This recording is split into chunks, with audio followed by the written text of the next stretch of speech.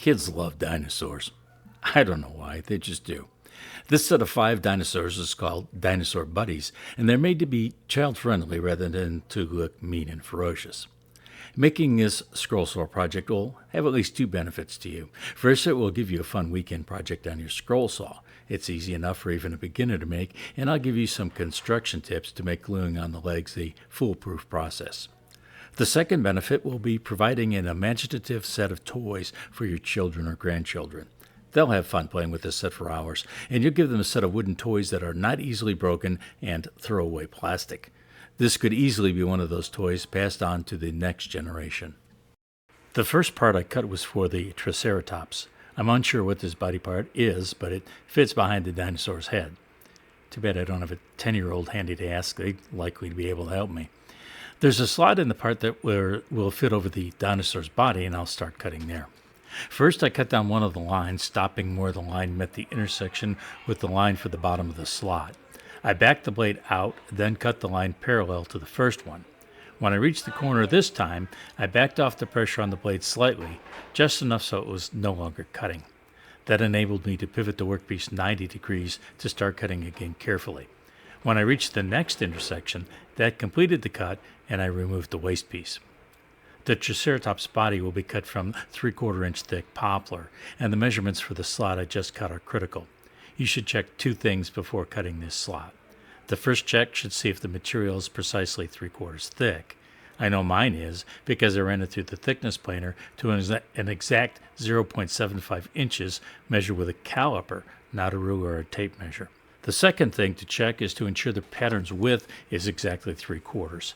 Some printers don't print files at precisely 100%, so the distance between the lines may be off. My patterns were spot on. Since I knew the 2 critical measurements were accurate, I cut right on the lines for this slot. That should result in a snug fit. If you have any doubts, make the slot a little narrow. You can always go back and widen it later, but if the fit's too loose, there isn't much you can do other than cut another part or live with a loose fit. This part and the dinosaur's legs are cut from 1/2-inch material. I'm using poplar because I intend to paint these, and poplar takes paint well. I already had a number 7 Pegasus modified geometry blade in the saw, and that will be a suitable size for this material's thickness, hardness, and the pattern's complexity. You could also use a number 5 blade, but the pieces are simple and the number 7 will cut a little faster. For a complete discussion on blade size choices, I left a link to my video on the subject on the screen and in the description. The rest of the pieces I need to cut from the 1/2-inch poplar are the dinosaur's legs. For some reason, the plans for this set only had 1 front and 1 rear leg drawing for each of the dinosaurs. There's enough room on the pages for 2 of each, so I'm not sure why they were left off.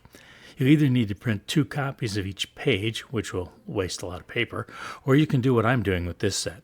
I cut the 1 set of leg drawings for each dinosaur, then use them to trace their outlines onto a piece of poplar to create the second leg of each pair for each of the dinosaurs. The shapes are simple enough to do this easily. If the drawings had been complex, I would have had no choice but to print an extra set of patterns for each dinosaur. There's not a lot to comment on concerning the step of cutting these dinosaur legs. Oh yes, for the pterodactyl, the rear legs are incorporated into the wings. Cutting these pieces is a matter of following the lines. They're mostly curves and there are no sharp angles. Even an absolute beginner on the scroll saw should be able to cut these dinosaur parts with no problems. All the 1/2-inch parts are now completed, so I switched to a number 9 Pegasus modified geometry blade for the 3/4 inch thick dinosaur bodies. The number 7 blade would still work, but poplar is relatively soft and the patterns are rather simple, and I'll be able to cut faster with the number 9 blade. Time is money when you're running a business, so anytime I can make something faster without sacrificing quality, I'll do it. Each dinosaur had a hole drilled for the eyes, and I believe it was at 3/16 diameter. I've developed the habit of drilling all holes first before cutting. This prevents tear out from any hole drilled near the edge of a piece. You learn the lesson after that happens to you a few times and ruins a piece that took a while to cut. I don't have any specific tips for cutting this first dinosaur. Nothing is complicated. Just follow the line, there is only one, and let the blade do the work. The next dinosaur buddy I cut is for the T-Rex. They must have been ferocious-looking animals with those sharp teeth, but this set is called Dinosaur Buddies. The dinosaurs are meant to appeal to young children. With 3/4 inch thick bodies and 1/2 inch legs, they're sturdy and should handle all but the roughest play. And since they're made of wood, they can probably be glued back together if they do break. Like the previous dinosaur, there are no difficult cuts here. Just follow the line and let the blade do the work. If you put too much pressure on this blade to speed up the process, the blade is likely to flex, and the cut will not be at 90 degrees to the body, or it will be curved rather than straight. Another possibility is that the blade may even overheat and burn the wood, or the blade could even break. There's one place on the Triceratops where you need to pay attention. I already cut that part for the dinosaur's back from 1/2 inch material, and you should recall that I paid close attention to the dimensions because 2 slots will fit together here. I cut right to the edge of the slot and pivoted the workpiece to make a 90-degree turn. I know the piece to fit in this slot is 1/2 inch thick, and the lines for this slot on the dinosaur's back are exactly 1/2 inch apart, so I will cut right on the lines. At the bottom of the slot, I cut until I reached the corner point, and then I eased up slightly on the blade so I could pivot the workpiece 90 degrees. That done, I crawled across the bottom of the slot, then made another 90-degree turn similarly. At the top of the slot, I made the last right-angle turn and continued with the cut until I arrived at the starting point. The last dinosaur body to cut is the pterodactyl. Once again, no particular tips, tricks, or hacks are needed to cut this one.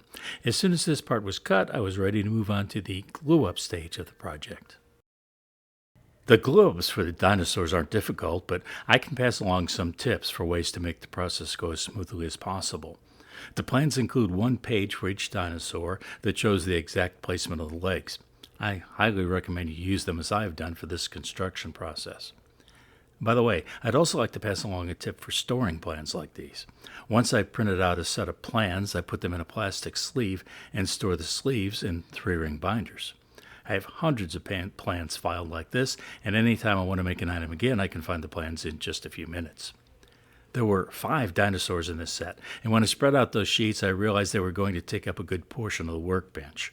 As I looked at the pages, I realized I didn't need most of the page, just the picture of the dinosaur in the lower middle part. So I cut out the part I needed with scissors for each page.